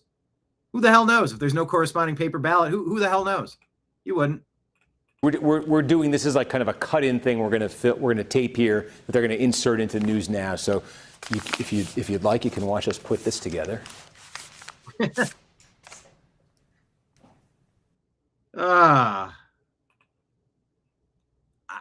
I think that is a culturally significant video right there. They are painted into the corner. Yeah, welcome to Painted into the Corner with Kornacki. That's what the show should be called. All right, let's go from NBC News to what's CNN reporting? Who's this guy? Some guy. Of death. Again, a lot we still don't know here, but obviously So apparently there's a story that there's a lot to know here. We don't know what's happening. But there was a black woman who was found hanging from a tree in Mississippi, says this gentleman. Raw imagery of a black person hanging from a tree in the American South evokes a very painful history. Now evoking a painful history. Painful memories. Okay. I don't know if you heard about that story. But in that clip there, what was not explained, says End Wokeness, was that her black boyfriend was arrested. I wonder why CNN left that out. Probably purely coincidental. Maybe incidental. You know. Who knows? Who knows why you would leave out that the boyfriend was arrested? Look at he's got that looking up. It's not a good look, pal. I don't know who this guy is. Okay. You've heard these conversations about woke one. No, says AOC. That was just woke one. Can you believe how crazy things got in woke one? By the way, we're into woke two, and it's much worse. We're just going to be a little smarter about how we say things out loud. Rob says, it's so cringy watching people act like they're intellectual yet possess no qualities of being smart. Exactly. Dina says the 5 sticks mysteriously were blank. So what is the update? She did still officially lose, or is the whole election just a redo? I'm in favor of redo elections. If you screw something up so bad, own it. Redo it. Show up in person, paper ballots, voter ID. All right. Woke 1. Is it really over? Stephen Miller on here with Will Kane about Woke 1. Ideology, the left is taking him to court. Every beautiful thing he wants to build, they want to block. Every mile of the border he wants to secure, they want to stop. Every illegal alien he wants to deport, they want to keep here. Every transgender inmate that he wants to be housed in their biologically correct prison, they're suing to keep men housed with women. Every school district where he's trying to stop racial discrimination, transgender ideology, the sexual abuse of our children, they're there defending the abusers. They're there defending what's putrid and hateful. On race discrimination, battling with every single university to say, just because you're a young white man in this country doesn't mean that you're not allowed to get the same treatment when you're applying for college. They're the ones that are in court every day fighting to say, no, that kind of discrimination is good. That's the kind of discrimination we want. Ripping apart the fabric of society by race, by ethnicity at the seams. That's their ideology. I'm sorry for this monologue, but it's got to be said, Will. It's never stopped, and it's never going to stop. It can only be defeated when millions of upstanding citizens say, we're not going to let them take our country away. That's what Trump and MAGA and America First is all about and will always be about. And that reveals that it's not just something that can be laughed off as an indulgence of the past. It actually has an end date.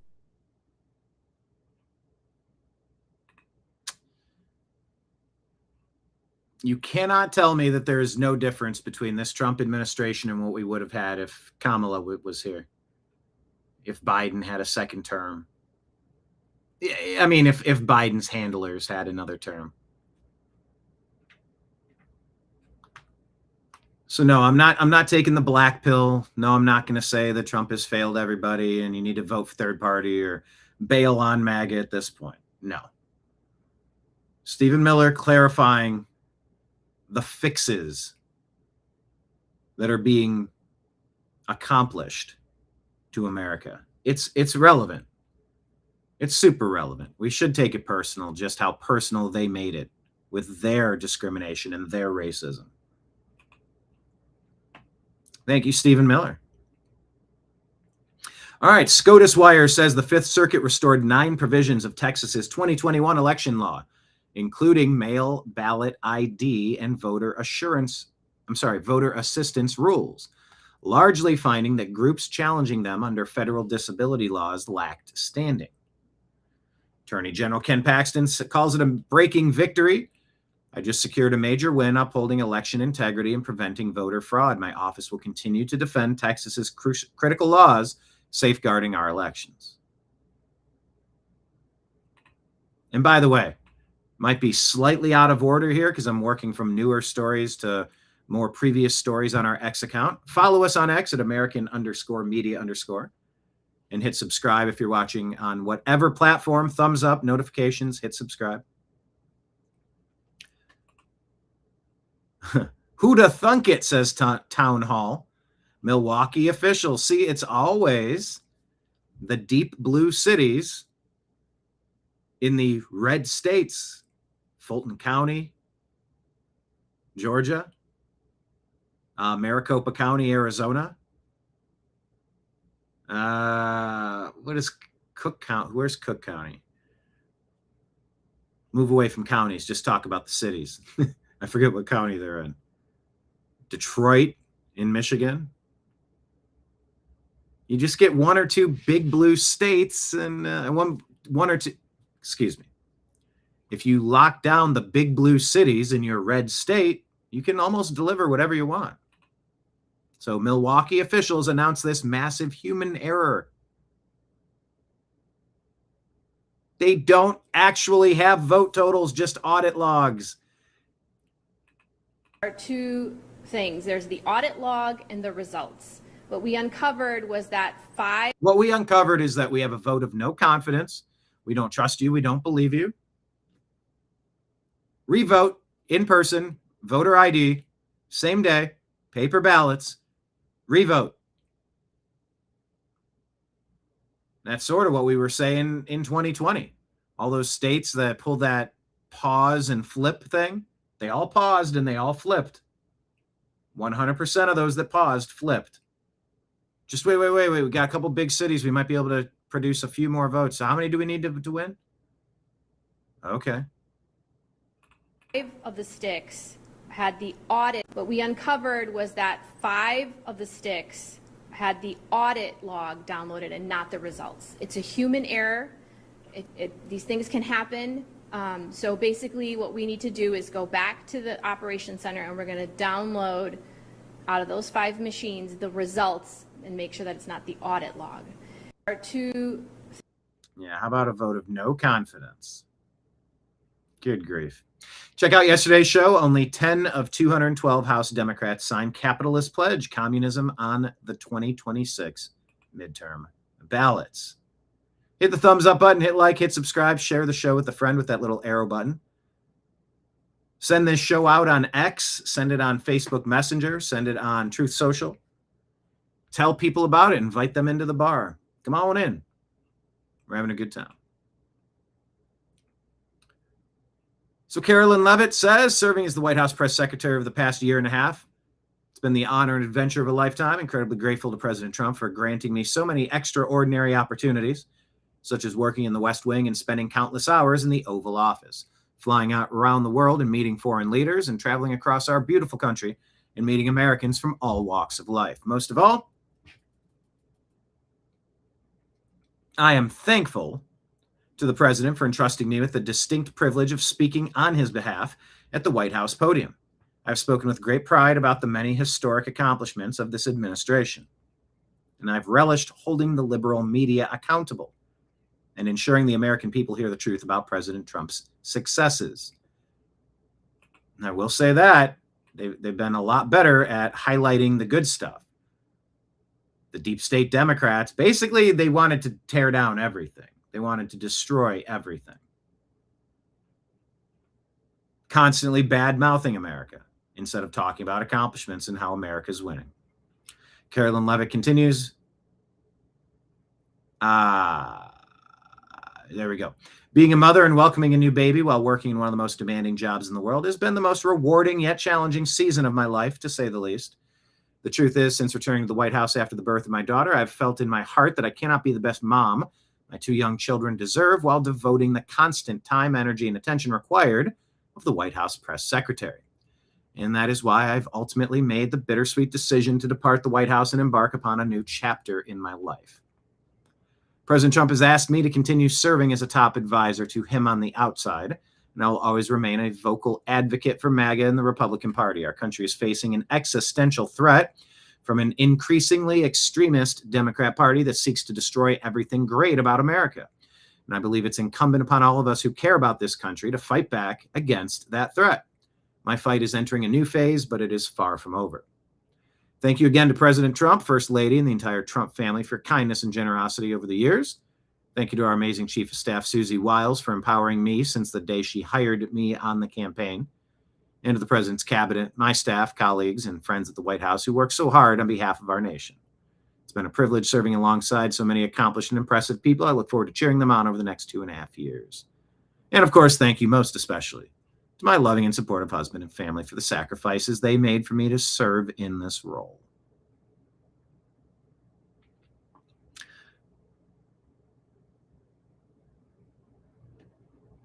So, she's gone.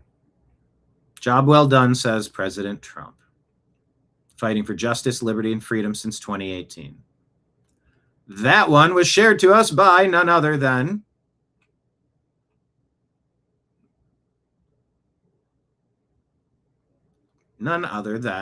John. Trying to scroll and find it. hit reverse, and then yeah, I don't know where I'm at. This took me to a strange part of the internet. Let me click on profile again.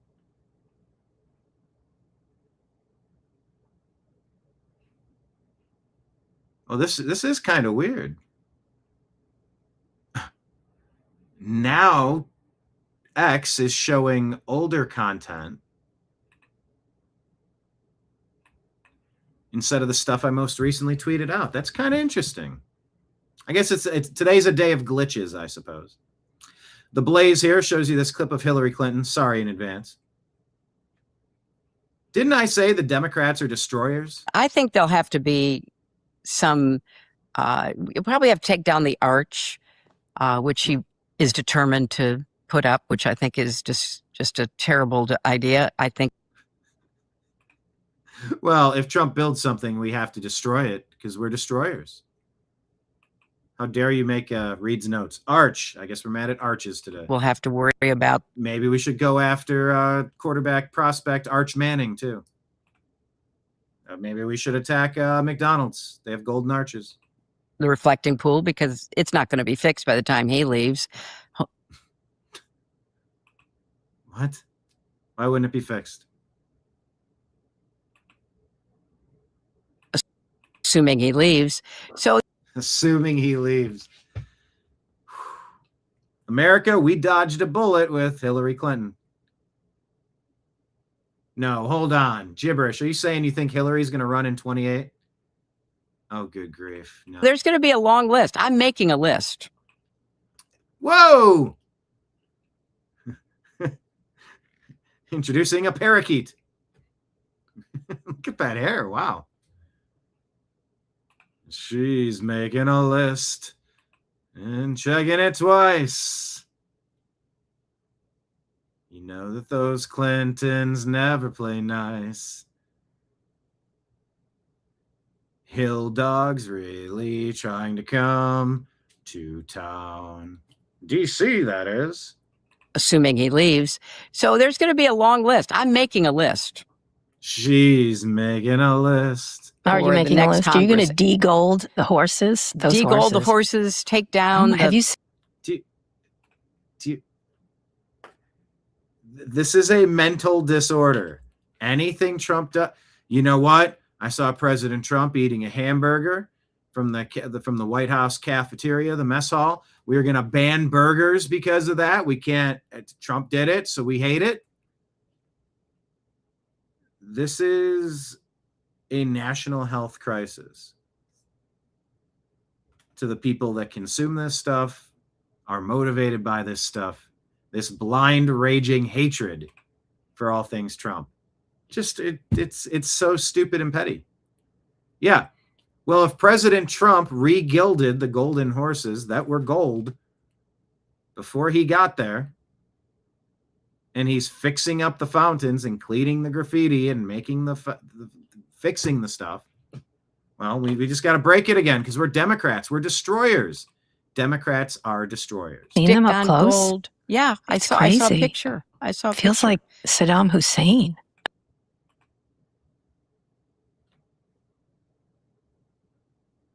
Looney Tune America. It feels like Saddam Hussein. Does it? I mean, it is. seriously. You know what? That's a very. When I was in Baghdad after. Oh yeah, we came. We saw. He died. Yeah, brag about your foreign policy wins, Hillary Clinton. By the way, out of curiosity, Miss Clinton, what if? and by the way, this is a big what if. I don't put news out there as news. If it should be put under the heading of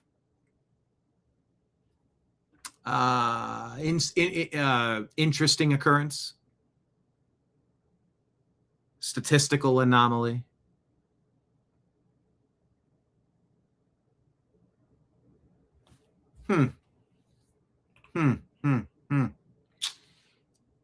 Let's rewind this for a sec. I mean, it is. seriously. You know what? That's a very. When I was in Baghdad after.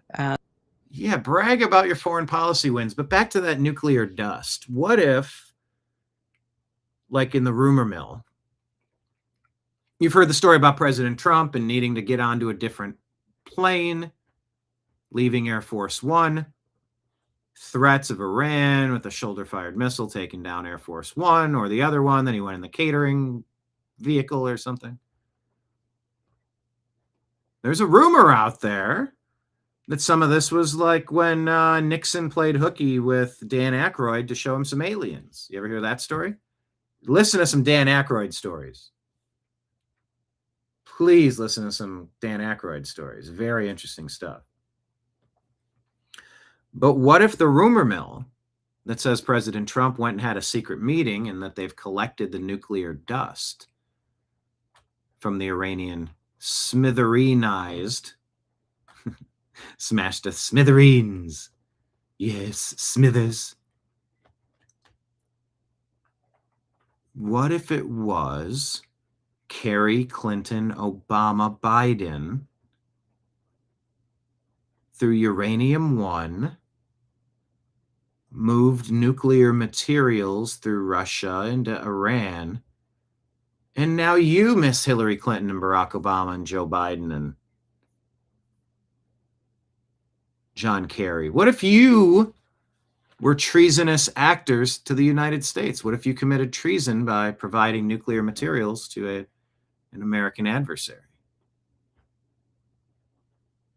What if the spying that was done on your private servers in your hall closet, what if that information exists?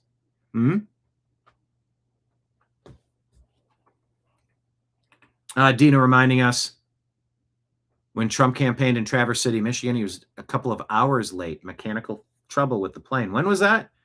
Campaigning in 2024, you mean? Yeah.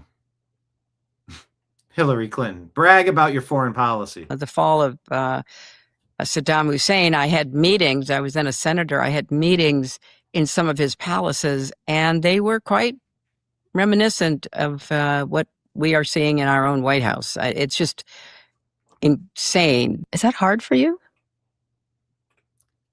It's insane. Fixating on that is insane, actually. To watch, or just sad. to like, I'll You know take what? down the It's gold. sad to me. It's sad that it's so tackied up, and it is. It's a reflection of his narcissistic Pot meat kettle. Hillary Clinton is not narcissistic. Breaking news.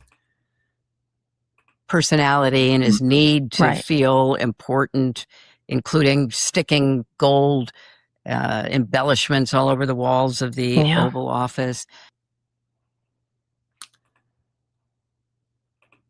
We got a mental health situation brewing in this country, folks. Okay. I was fairly certain that I had a couple of other stories that were in my current timeline that I wanted to cover. I'm scrolling back, and the whole timeline is kind of wonky. I'm getting stories from August 7th. All these previous shows. Look at all these previous shirts I used to wear. Look at that. Look at this freeze frame. That's the image they chose for my show that day. Look at that. All right, yeah. Now they're showing stories from August 5th. I don't know what's happened to our X account and where our most current stories are.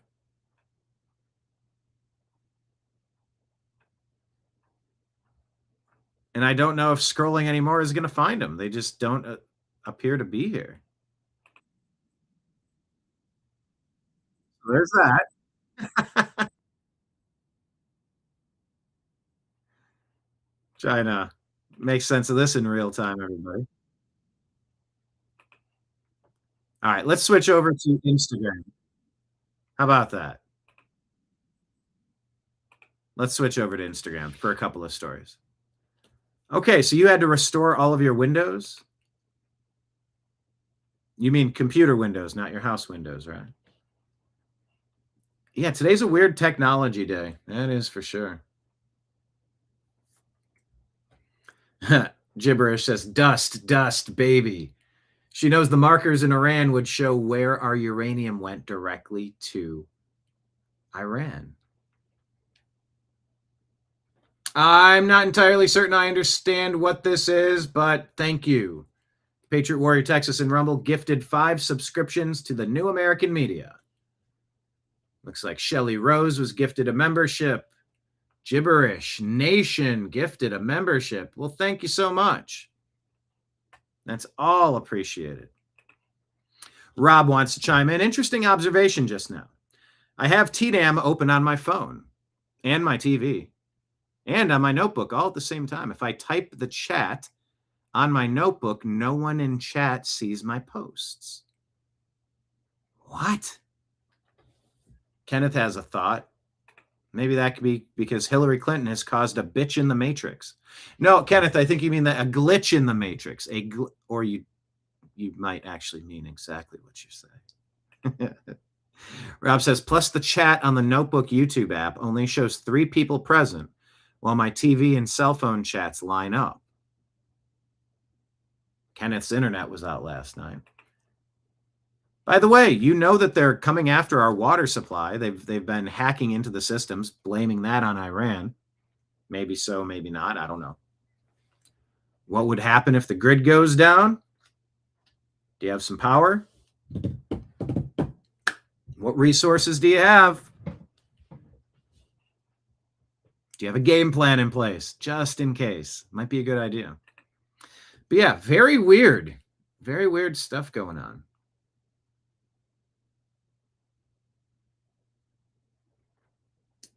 Yeah, Shelly gifted the subscription on Rumble. Thank you very much, she says. And thank you also for helping Grant Stinchfield. Yeah, everybody go check out his show. They brought some Rumble Ranters rating. Rumble Ranters rating. 5 something something. Okay, let's do a couple here on the New American Media. This is pretty cool. On the New American Media Instagram page. Did anybody see the eclipse? Well, check this out. This sort of wins the day. See translation. What's this say? Life hack eclipse mode. Danny Leone got a bunch of followers after creating this image as the eclipse was happening on the horizon. Check this out.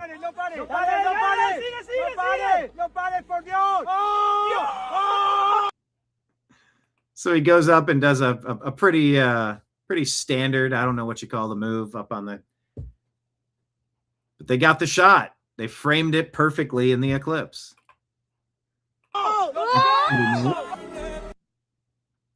Now the close-up, pretty cool.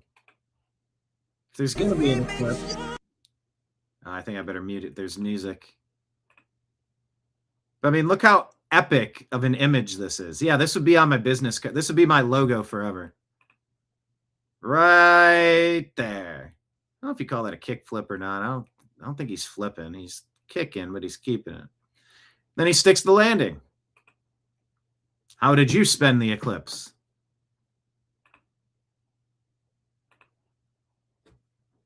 Yeah, I didn't do anything special for the eclipse.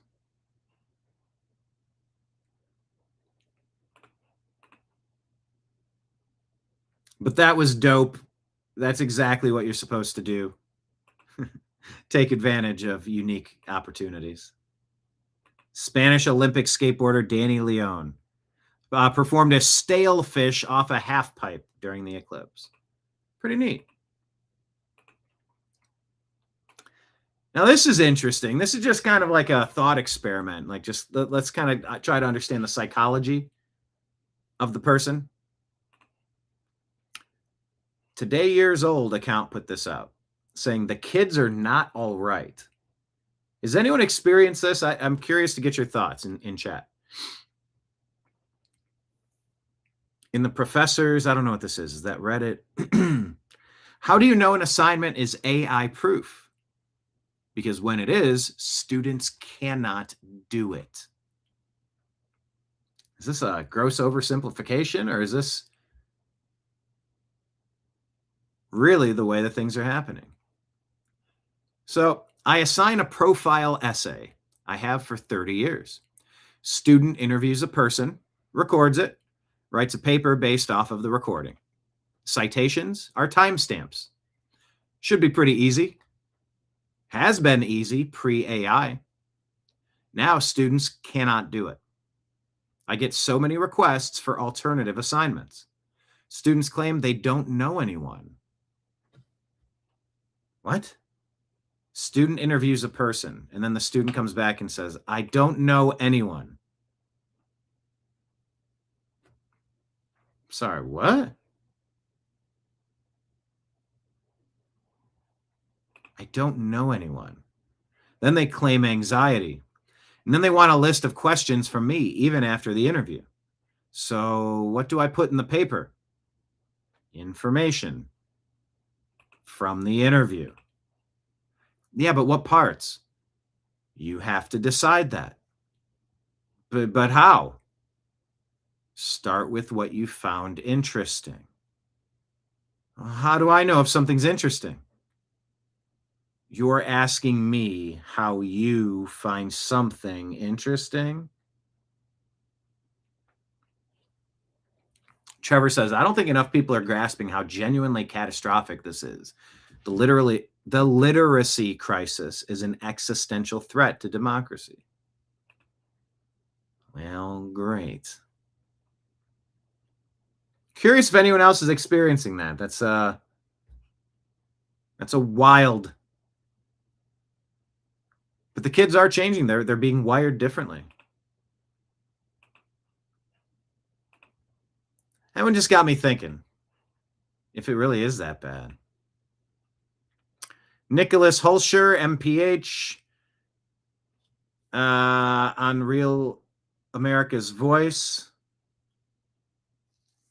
discusses the largest, allegedly, he says, the largest human ivermectin cancer study ever. His words, not mine. Get your countervailing views at cisa.gov/rumor control and cdc.gov. Okay? Largest real-world study on the ivermectin and mebendazole for cancer. We had 200 cancer patients. We found 84.4% of them benefited in their cancer treatment. So half of them actually either their cancers disappeared reportedly and went away, no evidence of disease it's called, or the tumors shrank. It's called tumor regression. And again, that was about half. And then 36% the tumors stabilized, the cancer stabilized, it stopped spreading. So 84.4% of those individuals benefited. And we just Okay, Dr. David says that the Florida Cancer Innovation Fund here, state of Florida is launching a study on ivermectin to see if it could potentially cure cancer. This is huge. Once again, countervailing views I have to tell you about. Most of them are getting scanned. DC Drano put this out there. This is Dr. Peter McCullough talking about the new study of 197 cancer patients treated with ivermectin, 25 milligrams, and mebendazole, 250 milligrams. Every 3 months. These are patients who had the most common cancer was prostate in man, breast in a woman, and then lung cancer. And then after that, much smaller fractions. So mainly the solid organ cancers. They had background chemotherapy, radiation, surgery. So they go on ivermectin and mebendazole, just under 200 patients, and they fill out all the information. I'll go with safety first. The rate of side effects with mebendazole and ivermectin is about 25%. So just to be fair, it can be some GI intolerances, some other symptoms. So nothing serious. I mean, no one likes GI intolerance. Nothing serious, but it goes to show you it's a realistic study. When anytime you're saying there's no side effects, you have to understand this is a real study. There was 84% net clinical benefit. Now that breaks down to 36% said that their disease stayed the same. 48% said that their cancer actually improved, that there was reduction in the tumor volume or some other marker of resolution or improvement. And then 15% of patients actually worsened. So the overall for cancer, that's a really good number. There are a lot of cancer protocols where patients just get a smidgen of improvement. Here, most of them are getting scans every 3 months. Okay. Targeting the mitochondrial stem cell connection in cancer treatment, a hybrid orthomolecular protocol. Gold standard antiparasitic, 25 gram ivermectin, 250 milligram mebendazole per capsule. Well, Instagram wanted to put a community note written by an Instagram user saying the 84% claim comes from a controversial 26 study investigating a combination of ivermectin and mebendazole. But major medical journals and the National Cancer Institute caution there's currently no high-quality clinical evidence proving ivermectin effectively treats human cancer. The study contains serious confounding variables. Crucially, many subjects were also undergoing standard cancer therapies.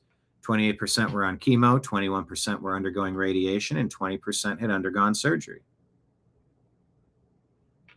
Was that note needed? I don't know. But interesting claims and interesting. We just published the large. Interesting hypotheses being tested. That's all we're saying. Multiple hypotheses are being tested on the potential efficacy. I'm allowed to talk like that. CDC.gov, WHO.int. Go ahead. Under duress, I have to tell you, go get your countervailing views to whatever you just heard there. You know? Kind of.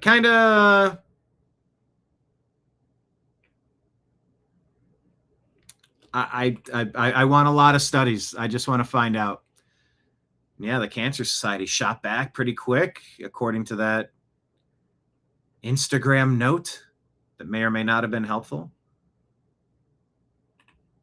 Dina says this treatment protocol with IVM, they're not puking their guts out.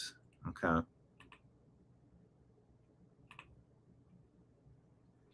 Rob, referencing the conversation earlier about the children and learning. One, consider back in school versus kids in school today. They live in a world where basically every move is monitored. We didn't grow up that way. Two, I don't know what to call it, but I think it has to do with how their brains have developed.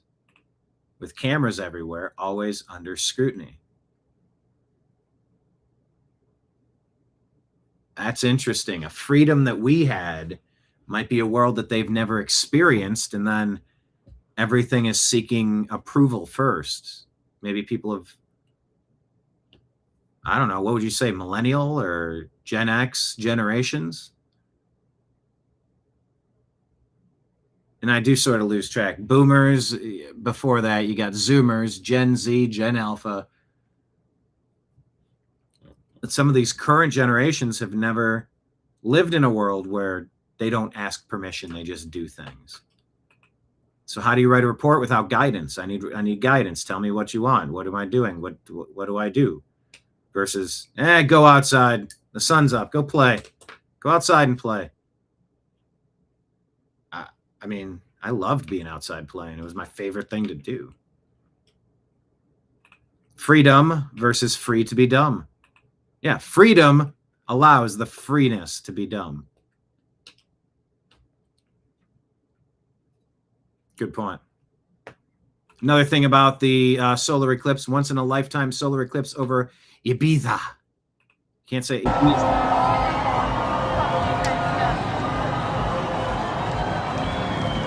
Terrible. Look at that. Yeah, that just dangling over the sky. It almost looks like the skies have eyes.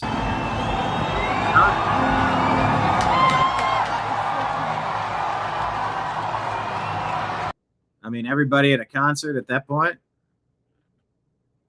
the guy who took a pill in Ibiza is never going to believe this. That's a great comment.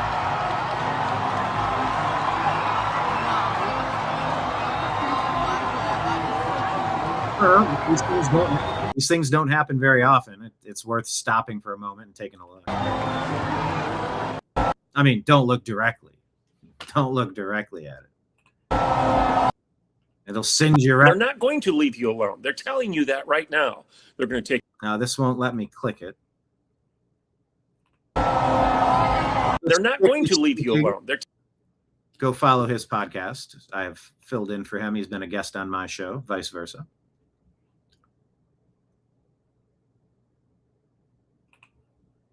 But this is Strictly Speaking Unfiltered with Bob France and his guest saying that they're not going to leave you alone. The socialists, they're not going to leave you alone. So you can't just sit this one out. Telling you that right now. They're going to take your private property rights. They're going to take your religious freedom rights. They're going to take your economic rights. They're going to take your rights away because the DSA and its agenda calls for that. They want to abolish the Senate. They want to pack the Supreme Court. They want to add states to the union so that the Electoral College will be permanently skewed to their advantage. They're saying this. They're going to do it. They'll get rid of the filibuster so that they can accomplish all these things while conservatives sit on their hands and think in the past. We think that the way it worked in the past will continue to work now and in the future. And it's not. It's not going to happen. Why? Because the left is passionate about their worldview and they will fight for it. They're angry about it. They're venomous about it. They're vindictive about it. Yeah. And they will crush anyone and everyone who's in their way. It's the story of the Marxist uprising. The Marxist. I wish I could have played the last 30 seconds of that, but Instagram would not let me. But yeah, this is not a time to go black-pilled and just get negative on everything. This is maybe the best chance we've had. How many decades do you have to go back? Biden, Trump, Obama, Bush, Clinton, Bush, Reagan. I mean, we're probably going back to Reagan. What's the best chance we've had to put some things back on track, things that have fallen over? The train's gone off the track. All right, set it back up. You can't sit it out because they are angry, they're focused, they are motivated. The communists, the socialists, the ists. We have to be against that tyrannical, totalitarian mindset. And we got to be active in these midterms. We need to stay connected. We need to get our buddies together, talk about these issues. That's why we do the show. A place to gather and talk and share stories and jokes. That's what we do here. Kenneth says his ex-gen was a Gen X. That was tough to read. I knew it was coming and it was still tough to read. That's good. Hey, we can end on a nice note. This is accidental, but right here on our Instagram feed. Follow us on Instagram at The New American Media. And by the way, this will be our last story. I'm going to be clocking out of my shift for your lunch. Here's the tab. It says $0 and free cents. Thank you for coming into our wonderful bar, this dining establishment today. There's a tip line at the bottom. You don't owe anything, but if you would like to tip, please consider becoming a Patreon, Rumble, or YouTube subscriber. Drop a Rumble rant tip or a Super Chat tip. Toss some silver coins into the tip jars behind me.